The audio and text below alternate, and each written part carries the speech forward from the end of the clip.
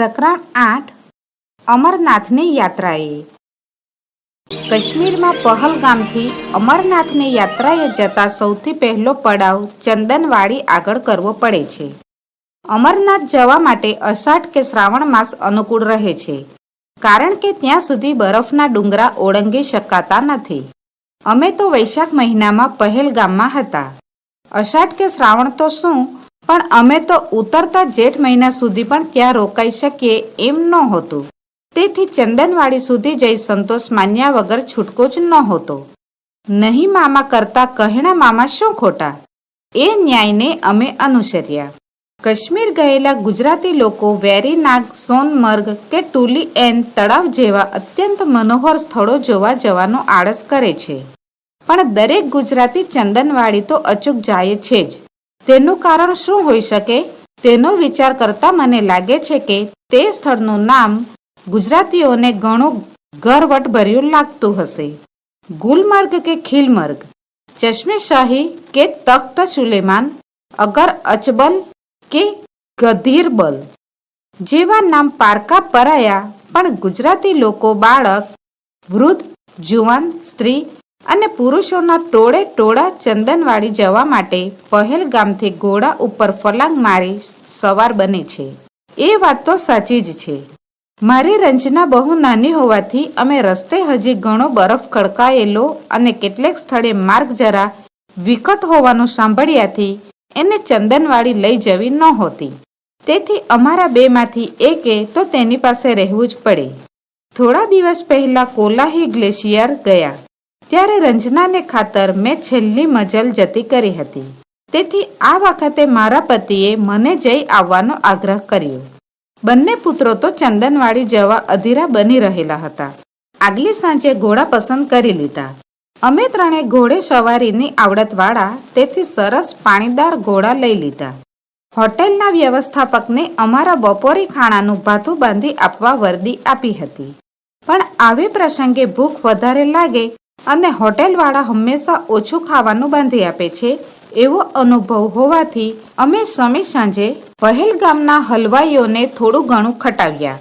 વળતે દિવસે વહેલી સવારે હળવો નાસ્તો કરી કેમેરા, થર્મોસ તથા નાસ્તાના સાધનો ઘોડાવાળાને સોંપી અમે ત્રણેય ચાલી નીકળ્યા. પહેલગામથી શરૂઆતથી જ શેષ નદીને કાંઠે કાંઠે થઈને રસ્તો ચાલ્યો જાય છે. કાશ્મીરનો વૈશાખ એટલે ત્યાં તો બેસી ચૂકેલી વસંત ઋતુ. નદી કાંઠે કેવી અભિરામ વંદરાઈ. શેવ એટલે સફરજનના ઝાડ ઉપર દૂધ જેવા ધોળા ફૂલના ગુચ્છા ખીલી ઉઠ્યા હતા. પૂર ઝપાટાબંધ વહેતી શેષ નદીના નીર અને કાંઠે વાતાવરણથી હરખાઈ ઉઠેલા સફરજનના વૃક્ષ, એક અંગ્રેજી કાવ્ય પંક્તિ મારા મનમાં કૂદી કૂદીને રટણ કરવા મંડી પડી. A thing of beauty, is joy forever. નિશાળનો ઘંટ વાગી જવાની બીકે ઉતાવળે નિશાળ તરફ ધસતી, વાયરાથી ઉડી જતી ઓઢણીને ખેંચી પકડવા મથતી મુગ્ધા કન્યકાઓની યાદ આપતી. ઉજળા નિર્મળા ઉછાળા મારતા ઉતાવળમાં વહી જતા પાણીવાળી શેષ નદી વહી રહી હતી અને નદીને જમણે પડખે રળિયામણી ટેકરીઓ ઉપર પાઈનના ઝાડની ગીચ જાળીમાં થઈને વાતા માદક આહલાદક વસંત વાયુના સુસ્વાતા તોફાની નિશાળિયાની સિસોટીના સંગીતનો આભાસ આપતા હતા. નિશાળ ભણી દોડતી કન્યકાઓને સિસોટી વગાડી ટીખડી છોકરાઓ જાણે ખીજવી રહ્યા હતા. બુલબુલ, રાજા અને નિશાંત એવા અમારા ઘોડાના નામ હતા. તે પહાડી ઘોડા સી કાળજીથી, કેવા જતનપૂર્વક અમને ચંદનવાડી તરફ લઈ જતા હતા. લપસણે આવતા તે સંભાળ ભર્યા પગલાં માંડી અમને ઈજા ન આવે તેમ દોડીએ જતા હતા. પહોળો માર્ગ આવતા ત્રણેય ઘોડા એક હરોળમાં ચલાવી શકાતા અને વળી સાંકડી કેડી આવતી ત્યારે અમે ત્રણેય એક પાછળ એક ચાલી માર્ગ કાપતા હતા. ત્યાં અમારા જેવી જે માતા તથા બે પુત્રોની ત્રિપુટીનો ભેટો થઈ ગયો. તે હતા શ્રીમતી કૃષ્ણા હઠીસિંહ તથા તેમના બે પુત્રો. તે લોકો પણ ચંદનવાડી જઈ રહ્યા હતા. સુહામણા કાશ્મીરનો સૂર્યોદયનો તે અભિરામ સમય હતો. હવા તાજગીથી ભરપૂર હતી અને આખી કુદરત વસંતાવતારથી ઘેલી બની આનંદમગ્ન હતી. અમે ત્રણ પણ તે જ વાતાવરણથી મસ્ત બની હસતા ગીત ગાતા, વાતો કરતા સંસ્કૃત કવિઓના વસંત ઋતુના, હિમાલયના તથા નદીઓના વર્ણનાત્મક શ્લોકોના ઉચ્ચાર કરતા ચંદનવાડી તરફ ઘોડા દોડાવી રહ્યા હતા. માર્ગમાં દરેક ક્ષણે કુદરત પોતાનું સ્વરૂપ બદલતી હતી અને તેમાંથી કયું શ્રેષ્ઠ તે નક્કી કરવા અમે સૌ અસમર્થ બની જતા હતા. એકાદ વિખ્યાત ચિત્રકારના સુંદર ચિત્રોથી ભરપૂર કોઈ ચિત્ર સંગ્રહ સ્થાનમાં જઈએ અને ત્યાં જઈ આ ચિત્ર જોયું, અરે આ તો તેનાથી પણ વધારે સરસ છે, એમ આપણે એકબીજાને કહીએ તેવું જ અહીં બનતું હતું. રસ્તે ચાલતા ઝાડ, ફૂલ અને વનપંખીઓના નામ જાણવાની તક મળતી ન હતી, પણ ખરું પૂછો તો તે નામ ન જાણવાથી અમારી તૃપ્તિમાં ઉણપ પણ આવતી ન હતી. ખડખડાટ વહી જતા અને શેષ નદીમાં પોતાનું પાણી ઠાલવતા વહેડા તેમજ હૈયાનો ઉલ્લાસ સંગીત દ્વારા વ્યક્ત કરતા નાના સા ઝરણા અમારા માર્ગ આડે વારંવાર આવતા હતા. પાણી પીવાને બહાને અમારા પહાડી ઘોડા પણ પળવાર ઠમકીને આ હિમસૂતાઓના સૌંદર્યનું પાન કરી લેતા હતા. આગળ જતા અમારો માર્ગ એકદમ ઊંચાણમાં આવી ગયો અને શેષ નદી દૂર નીચે રહી ગઈ. બરફ ઉપર થઈને વારંવાર પસાર થવું પડતું હતું. બરફ અગર સુશોભિત વનરાજીથી વિરાજમાન ઊંચા નીચા શિખર ચોપાસ નજરે પડ્યા કરતા હતા. ત્યાં અરે એકાએક આ કેવું નજરે ચડ્યું! તાજુબ બનીને જાણે સંકેત કરી ન મૂક્યો હોય તેમ અમે ત્રણે એકે સામટા ઘોડા થંભાવી ઊભા રહી ગયા. ઊંચા પહાડ ઉપરની વાંકી ચૂકી અને સાંકડી પગદંડી ઉપરથી અમારો માર્ગ ચાલ્યો જતો હતો. નીચે ઊંડાણમાં ખડકો ઉપરથી કૂદકા મારતી, કોઈક વાર વધુ ઊંચેથી ભૂસકા મારતી, ઉતાવળે દોડતી, નાચતી, ગાતી અને હસતી ઉન્માદીની તરંગવતી શેષ નદી જાણે મુગ્ધત્વ અને યૌવનની અધવચ્ચે ઊભેલી વનની મધુશ્રી જેવી ભાસતી હતી. ત્યાં આ કેવું તેનું અજબનું રૂપાંતર! અમારે જમણે હાથે માઇલો સુધી ઘણું વિસ્તૃત એવું તદ્દન સપાટ લીલુંછમ મેદાન હતું. તેનું નામ હરઘન. હરઘનના મેદાનમાંથી ડાહી, ઠાવકી, શાણી અને ઠરેલ શેષ નદી પહોળે પટે શાંતિથી વહી જતી. ઉગાડું માથું અને ઉડતી ઓઢણીવાળી તોફાની કન્યકા પિતાનું ઘર છોડી સાસરે આવતા વિનમ્ર બની માથે સાડલો ઓઢી છેડો ઠીકઠાક રાખી જાણે ગંભીર અને ભારેખમ બની ગઈ હતી. નદીને કાંઠે અસંખ્ય ફૂલ ખીલી ઉઠ્યા હતા. તે સ્થળેથી ખસવાનું અમને મન થતું ન હતું. કેમેરાથી તસવીર ખેંચી એ અજોડ સૌંદર્યને કચકડાની ફિલ્મ ઉપર જકડી લેવાનો મિથ્યા પ્રયાસ કરવામાં મારા સુકુમાર તથા જગદીપ ગૂંથાયા. હરઘનના તે મેદાન ઉપર તંબુ તાણીને વસવાટ કરવાની શક્યતા વિશે અમે ખૂબ હવાઈ કિલ્લા બાંધ્યા. અમારા 5માંથી 2 જણને આ અલૌકિક શોભાભર્યું દ્રશ્ય જોવાનું રહી ગયું. તેથી અમે ત્રણે ઘણો જીવ બાળ્યો. દુઃખની માફક સુખનો અતિરેક સહન કરવા માટે પણ સ્નિગ્ધજનની ભાગીદારીની જરૂર પડે છે. અંગુલીના સ્પર્શ વડે કોઈ આપણને ઊંઘમાંથી જગાડે તેમ વરસાદના ફોરાએ હરઘનના મેદાનની શોભા નિહાળવામાં તલ્લીન બનેલા અમને જાગ્રત કર્યા અને ઝરમરતા વરસાદને ઝીલતા અમે ચંદનવાડી ભણી ઉતાવળે જવા ઘોડાને એડી મારી. ચંદનવાડી આગળ શેષ નદી બહુ ઘાટીલો વળાંક લે છે.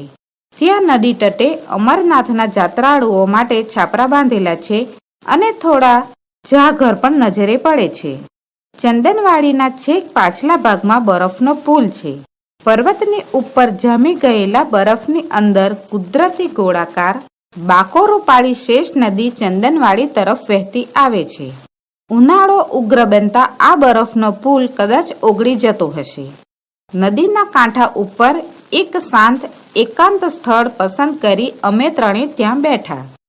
ભાથામાં આણેલી ગરમ વાનગીઓ ઠંડી પડી ગઈ હતી અને ઠંડી વાનગીઓ ગરમ બની ગઈ હતી અને કેટલીક વાનગીઓનું સ્વરૂપ તો એવું પલટાઈ ગયું હતું કે તે કઈ ચીજ છે તે પારખવું યોગ બળથી જ કદાચ શક્ય બને. દરરોજ ભાવ્યું ન ભાવ્યુંની ચિકાશ કરનારા બંને છોકરાઓ તે દિવસે તાજી હવામાં ઘોડા દોડની લાંબી મજલ થવાથી તે વિચિત્ર અને નામ ના આપી શકાય તેવું ભોજન આનંદથી આરોગી ગયા. વળી પાછો વરસાદ થયો. કોણ જાણે ક્યાંથી કાળા ભમ્મર જેવા વાદળા દળબડ દોડતા આવી આકાશના ગુંબજમાં પથરાઈ ગયા અને વરસાદ તૂટી પડ્યો.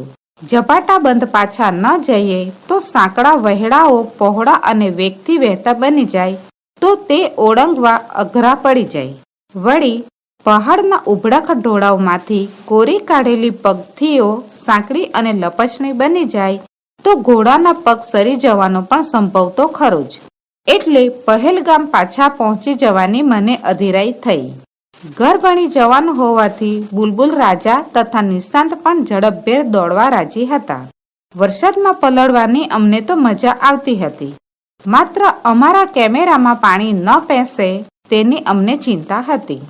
જેને અમે ઝરણાને સ્વરૂપે જોયા હતા તે થોડા કલાકમાં ધસમસ વહેતી નદીઓના રૂપમાં પલટાઈ ગયા હતા.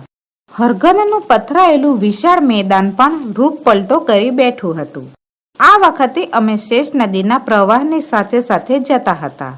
વરસાદ જેવો સમાન ધર્મ ભેરું મળી જવાથી શેષ નદી જાણે વધુ ઉલ્લાસવંતી બની ગઈ હતી. મારતે ઘોડે અને ધોધમાર વરસતે વરસાદે અમે પહેલગામ પહોંચ્યા ત્યારે અમારા શરીર ઉપર એક તસુ જગા પણ કોરી રહી ન હતી. નવી જગ્યાઓ જોવામાં, કુદરતના ન્યારા રૂપ ભાળવાના ઉમંગમાં થાક નહોતો લાગ્યો. પણ પહેલગામ આવ્યા પછી કપડાં બદલી ગરમા ગરમ કોફી પીને ઓઢી પોઢીને પલંગમાં સૂઈ જવાનું બહુ સુખદ લાગ્યું. જીવનનો પણ એ જ પ્રકારનો અંત છે ને. ગુજરાતી નિબંધ, નવલિકા, નવલકથા તેમજ બાળ સાહિત્યના અગ્રણી લેખિકા વિનોદિની નીલકંઠનો જન્મ અમદાવાદમાં થયો હતો. પ્રાથમિક, માધ્યમિક તેમજ ઉચ્ચ કેળવણી તેમણે અમદાવાદમાં પ્રાપ્ત કરી હતી.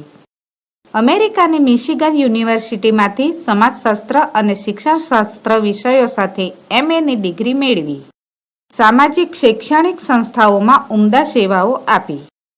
રસદ્વાર એ રસાળ શૈલીનો નિબંધ સંગ્રહ તેમજ આરસીની ભીતર, કારપાશી અને બીજી વાતો, દિલ દરિયાવના મોતી, અંગુલીનો સ્પર્શ વાર્તા સંગ્રહો પ્રાપ્ત થાય છે.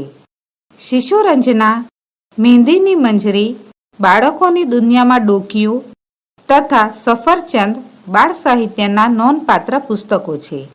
રાજ્ય સરકારના પારિતોષિક પણ એમને પ્રાપ્ત થયા છે. આ નિબંધમાં પ્રવાસ દરમિયાન થયેલા અનુભવો લેખિકા વર્ણવે છે. ચંદનવાડી શબ્દમાં ગુજરાતીઓને તથા લેખિકાને પણ પોતાપણું લાગે છે.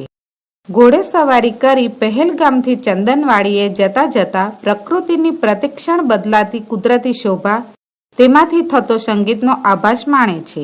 શેષ નદીના બદલાતા વિવિધ સ્વરૂપોનું સૌંદર્ય વરસાદમાં પલળીને પણ માણે છે. કુદરતના ન્યારા રૂપ જોઈ પાછા પહેલગામ આવી પલંગમાં સૂવાનું સુખદ લાગે છે. એ વાતને અંતે જીવનના ચિંતન સાથે સાંકળી આપે છે.